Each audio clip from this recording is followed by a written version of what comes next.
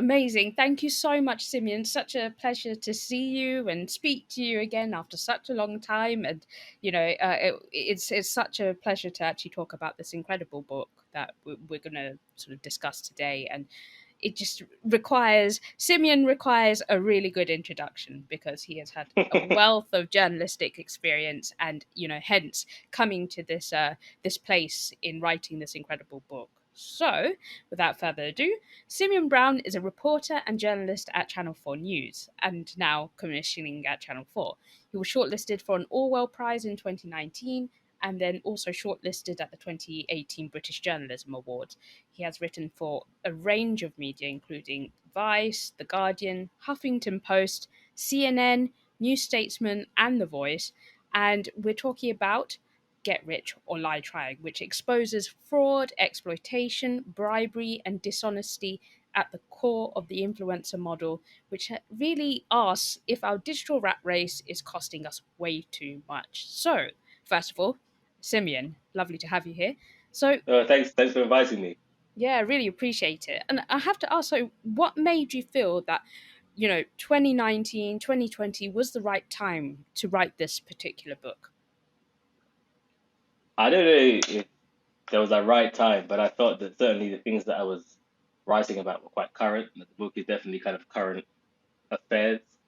And I was seeing so much kind of manifestations of scam culture, and scam culture is actually trending in 2019. I think there was the so-called summer of scams where you had Firefests and you had kind of Elizabeth Holmes' story coming to the boil. You also had the story of not the Tinder Swindler. Well, actually, the Tinder Swindler was around then, actually. But Mm, it was before, it was a Netflix drama or documentary. And then there was the one of Anna Delvey. And I think that there were various manifestations at local levels, at national levels. You obviously had the kind of rise of Donald Trump to the office of, of president. So there were so many things that were happening and converging that were part of a broader economic story. And I was just like, you know what? With some of the reporting that I had done, which had touched on how this had trickled down to, I guess, working class minorities who had become digital workers in the rat race, the digital rat race, I was like, you know what? I wanted to broaden it out, look at different subcultures and sub economies to localize it, but also show how people are doing similar behavior, but a very different world. So, for example, people might say that the crypto bros and some forms of BLM kind of activism and kind of BBL, Brazilian butt lift mafia, are very disparate worlds, but actually they're all engaging in similar types of behavior and digital work effectively. yeah, no, definitely. And yeah, it was pretty horrifying to read some of it, and it is it's really strange. Which is, what do you think? Do you think it was government policy or technological change, or say the focus of the rich and the famous that kind of started this kind of weird aspirational trend, or is it like all of the above? I mean, I guess there's different things that we're talking about. If we're talking about what is the origin of aspiration, there's always been an element of aspiration. People, they've always wanted to improve their lives and get the best possible outcomes for themselves. That's why human beings have always migrated, they've moved around. Aspiration in itself isn't new. I think what has happened now is that certainly in the UK has always had a very rigid kind of class system up until a certain point recently. That social mobility was not really a thing. People died in the class they were born, and their expectations for their lives are very much set by those terms. America, of course, is a very different place. It has the idea of an American dream that anybody can make it, you just work hard, despite the obvious kind of pitfalls of that. Um, like there are cases of though America isn't quite a class society as much as they like to think they are, there are certainly is more of a sense of movement and bullshit dominating and luck being able to play a big part in people's kind of success. And I guess the big comparison is always with the gold rush, which I kind of wrote a little bit about, where people were just turning up in California and they're thousands from all across the world hoping to strike gold and basically make something of themselves without having needing family backgrounds or connections or wealth or any of these things. Um, so I think that certainly in the UK in recent years, I guess specifically, I guess with the boom in kind of financial services and globalization, in which the kind of work that has grown in this country has been arguably middle class type work. The working class became more of a kind of a global phenomenon. Lots of working class work being exported abroad and being done by other people who think about sweat things of that nature. And so I think the possibilities for our lives has shifted. The political emphasis has changed. So you had governments like like New Labour saying that 50% of people needed to go to university, which obviously changes people's sense of self and the expectations for their life. So you did have a big push towards kind of so-called social mobility, towards diversity in the broadest sense, class, gender, a little bit of race thrown in there as well, and I guess questioning the perceived wisdom of the upper classes. I mean, they still have power, but not absolute power. So I think this is a very much a part of this kind of way that generation are growing up thinking, they can make it. When these and this is, I guess, to some extent a positive development, but in the same manner, there are still major inequalities that have taken shape and are shaping the way that we live our life on the internet. And actually, really, the people that I focused on in my book, who had bought into the belief that all you have to do is work hard to kind of make it. The reality is that there are still invisible barriers to the very top, and so when you have this shift in ability that actually if you need to kind of if we want to improve the lot for the masses, actually the only way to do that is not necessarily by collective based politics or collective bargaining, it's by individual hustle and individual hustle alone. It means that fundamentally the actual real inequalities never really they lose. There's lack of imagination trying to shift these things and to create the kind of progress that we need. And so if people can't make it, then they feel like, well, you know what, I've got to do anything I can to get rich or die trying. And in my book, it kind of looks at how that can escalate on a digital world, from kind of minor misrepresentation to wholesale fraud. But then at the same time, there's other things taking place as well. The rise of these kind of technology platforms make promise you that you just grow your following, you can make it in this new world. But actually, you have the platforms owned by a few shareholders who are billionaire investors, billionaire founders, whilst everybody now is effectively engaging in work in which there are no kind of guarantees. But they follow the kind of idea of effectively it's the expansion of the gig economy. And so that is the kind of context of a lot of the way we live our life on the internet, where business and work have become converged. Exactly. And I was actually wondering, like, so how do you feel like social media and these big tech companies or platforms actually have either helped or hindered us in this way? I mean, I guess the world that we live in now, I guess people who are my age, they always talk about the fact that, oh, we're the first generation who grew up without the internet, but also grew up on the internet, because we had that crossover period where it became a big part of our lives, and we remember being like a teenager and being on MSN and all these kind of things. So I think that it's like what it is with so the world is so vastly different with these platforms in terms of them becoming a primary site of both human culture but also labor. So, once upon a time you were a bit of a weirdo if you met your partner on the internet or your friends on the internet or spent all your time on the internet, all these kind of things. But now it's just like this is just normal, this is where we are. And certainly if you think about when COVID happened, it was like that was the only kind of game in town, and it's still a significant part of our lives. Most people who do certain forms of work, a lot of the time they get to connect via LinkedIn if you're in a kind of white collar work. So I think that it's like our entire way of life is centered around internet and internet based platforms and that social media too. Certainly how we get our information.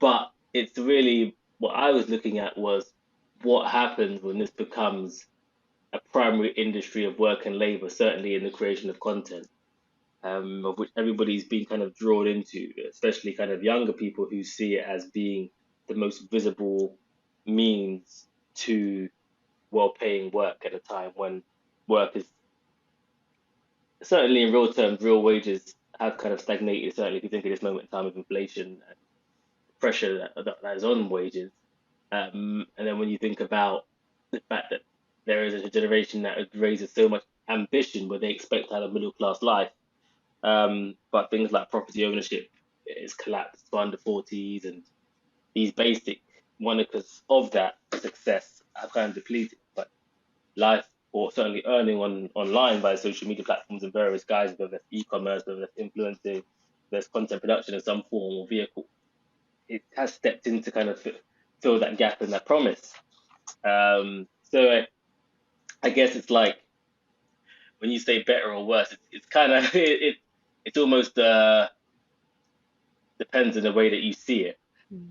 Certainly, the boom is not without a kind of bust or without implications for the way that we behave online and the way that it's kind of changing us, and also about the fact that there are a few people getting very, very affluent from our lives and convergence on their platforms that they tell us are instrumental to the success in our lives.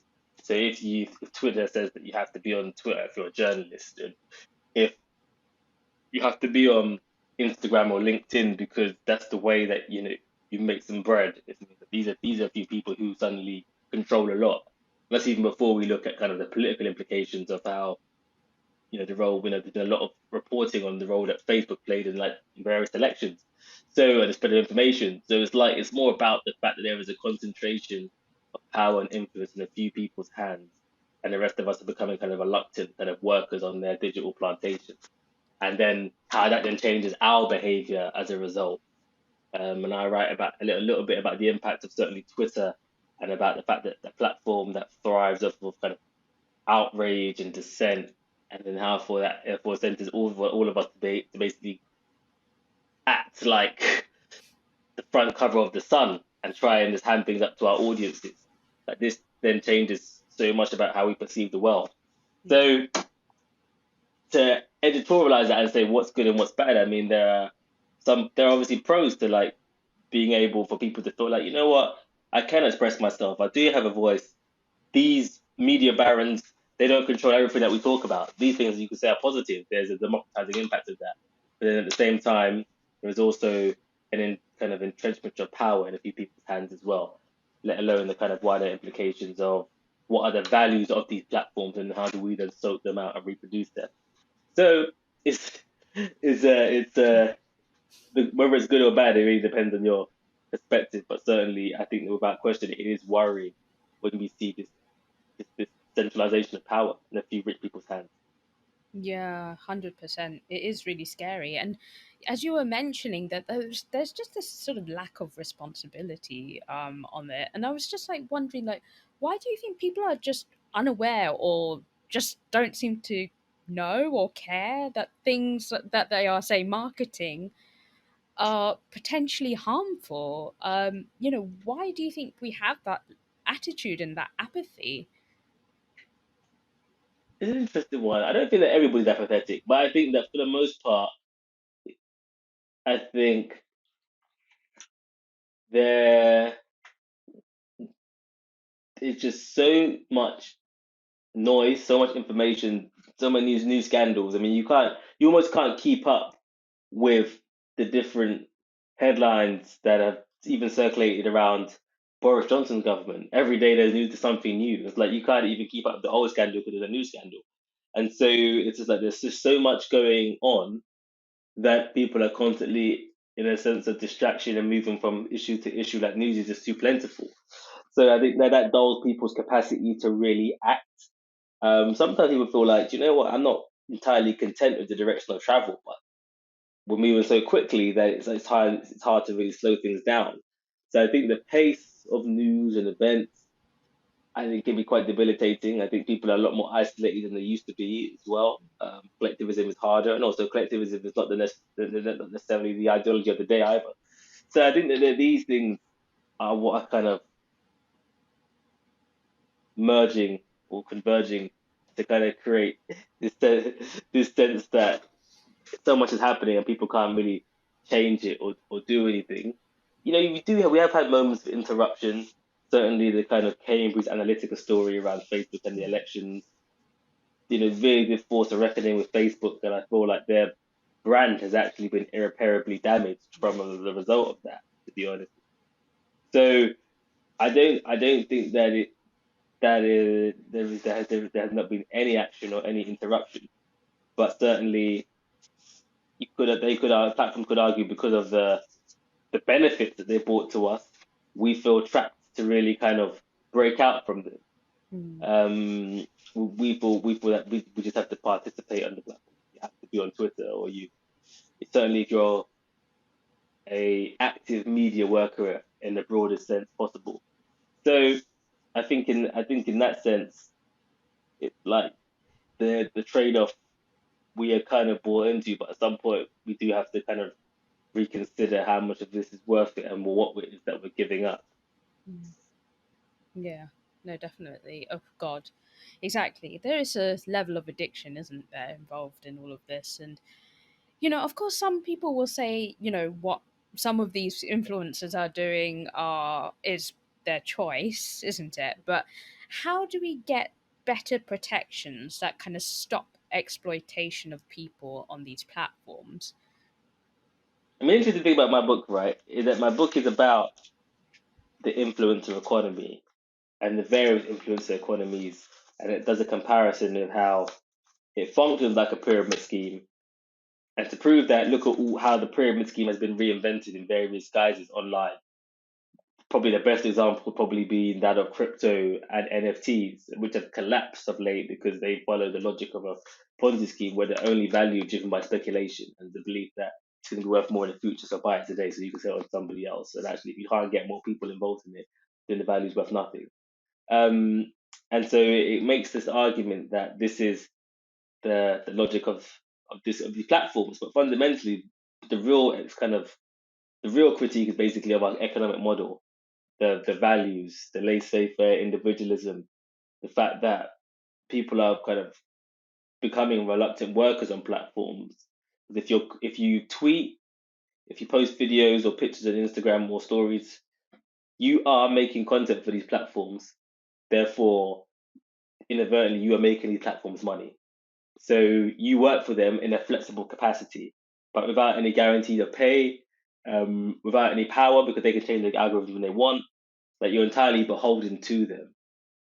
Workers' movements have fought for kind of workers to have rights, fair work, fair pay, a receipt, being able to have a say in the workplace, all manner of things, and these things don't apply in this space. So it becomes almost like it's almost the perfect model kind of neoliberal working place. Peak flexibility, no guarantee of income unless you can generate it yourself and you can prove that you have value and all of these manner of things. So it's like I guess where people turn into this as a kind of as their main form of income, it carries some real kind of problems and challenges. And that's even before we look at kind of the scams and the Ponzi schemes and the fraud. But my view was that largely the only reason why this is worrying is because of the lack of real security in the real world, offline.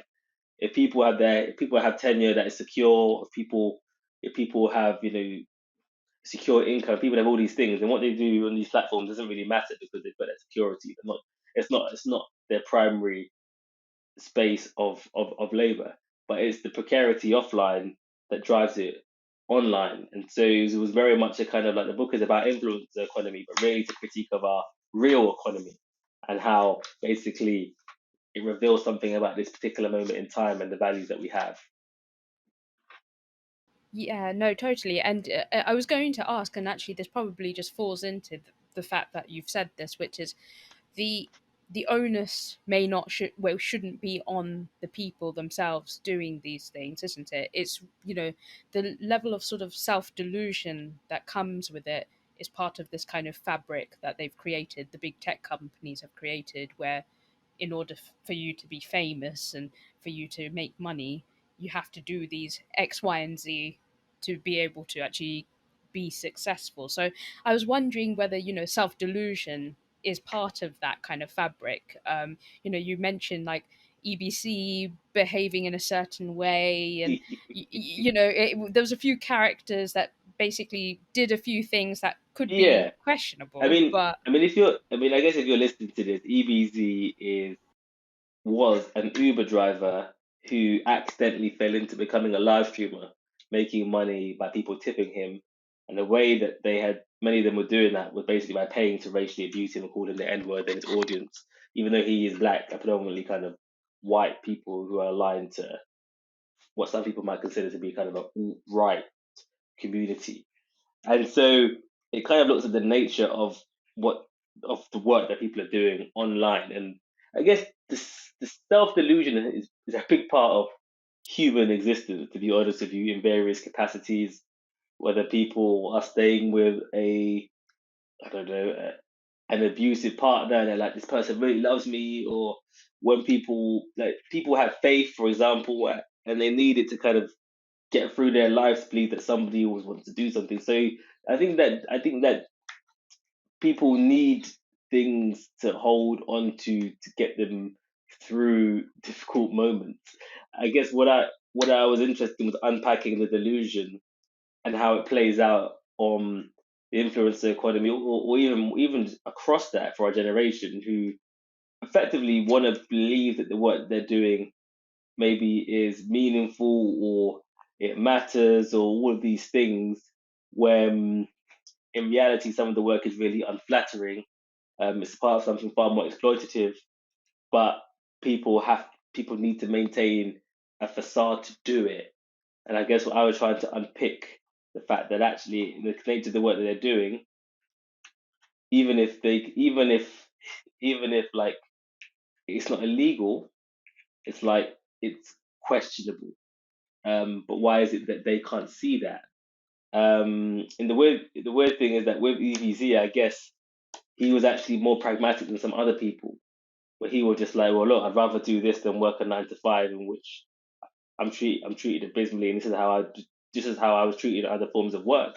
And in him saying that, I'm trying to, I guess, draw the parallels between actually so much of work and the nature of it is questionable, but at the same time, also this supposedly free work on the internet also has kind of questionable and dubious motivations and monikers, and certainly what it is that people want to consume from other people a lot of the time is things which just require the overextension of yourself, very invasive.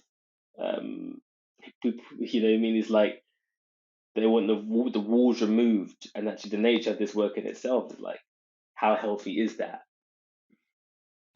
yeah, totally. I'm like, we talk about work-life balance, and the IRL is just that doesn't exist at Yeah, all. yeah, yeah. It doesn't really just hardly anywhere in that particular world. You know what I'm saying? It's like the internet and social media platforms are both our place of leisure and our place of work. So labor and leisure, and it's like that in itself, where your actual life becomes your means of making an income. Super is new and it creates all kinds of tensions and problems. I didn't even really write too detailed on mental health elements of it, to be honest with you. But even I'm sure there's going to be various studies on the impacts of that going forward in the future. And human behavior has literally been changed as we live in this moment.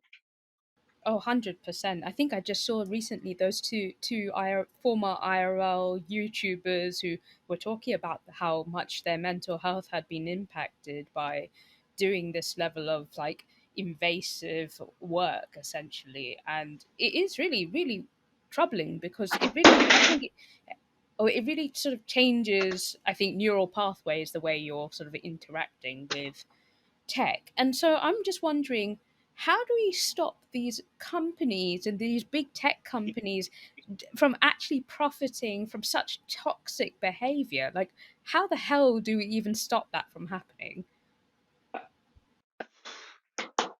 I mean, in my book, I'm saying how many millions and millions, billions of people are on some of these platforms. Most of these platforms are bigger than countries, and yet we have no say. That's don't really receive an income in most cases. Some people, I guess, do on platforms like YouTube where there's like a revenue share advert of ad. But then even then, that's a certain percentage of people who are on there. So people that when he's saying how they work, the algorithms, you don't get a vote. These other platforms are making so much money, and it's like something has to give. There are various bits of regulation that are being presented in different parts of the world. We have a bill here as well. It doesn't necessarily correct the power imbalance between users and platforms, but it is the beginning of a moment where perhaps the Wild West is in danger. But of course, our legislators, because of the generation that they're from and the backgrounds that they're from professionally, they don't really understand the internet. And also, the internet also is born from people who have libertarian values, because they have all this power. They don't want they don't want anyone checking it. So it's like the culture of it is built around these things, and they're loaded with all these assumptions and values. So I mean, I guess the only way to really create a change is some kind of political intervention, but even that is fraught with challenges, um, in terms of how much power do you know, as governments, we have some questionable figures in power. Like, what is it that they will actually want to do? How will they want to bend it to their own interests? Um, how much do they understand these platforms? So I think that that's a challenge going forward. We are seeing some regulation around. There's also a question about scale. So, for example, certainly I look at how certain forms of cosmetic surgery have grown largely via effectively black hat kind of marketing techniques, covert advertising, using influencers, which in some cases they escape the rules, but in other cases they're just breaking the rules. But the people who enforce the rules do not have anywhere near the resources or scope to really make a dent in a world in which you have millions and millions, hundreds of millions of people who are now effectively advertisers. In the past, you just had a few channels, newspapers, but now you have millions of people doing the same things.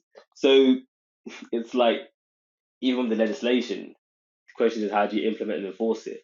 Possibly by software. That's one possibility. More incentives for the platforms to do more by introducing fines and things of that nature if they don't act. But yeah, I mean, I think we're at the beginning of regulation, but that is not a perfect ending either. Yeah, no, 100%. It's just going too quickly, isn't it? The technology is moving too fast for sort of legislation to actually catch up, isn't it?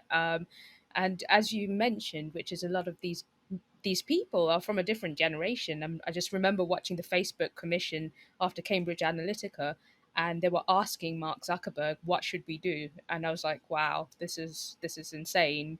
They're asking the person who's partly responsible for all of these things to happen what the solution is, and I was like, "That is worrying. That is very worrying." And that's horrifying and so true. It's like modern day lobbying, isn't it? The former lobby groups that used to be, where you have like defense weapons and things like that. Now it's just like cosmetic surgery and non social media, isn't it? It's going to be politicians on tweeting about BAE and all sorts of defense systems and things like that. I mean, Rudy Giuliani. I mean, he was selling sandals. I mean, like, to be honest with you, I mean, it's just the future is basically everybody becoming a salesman for something.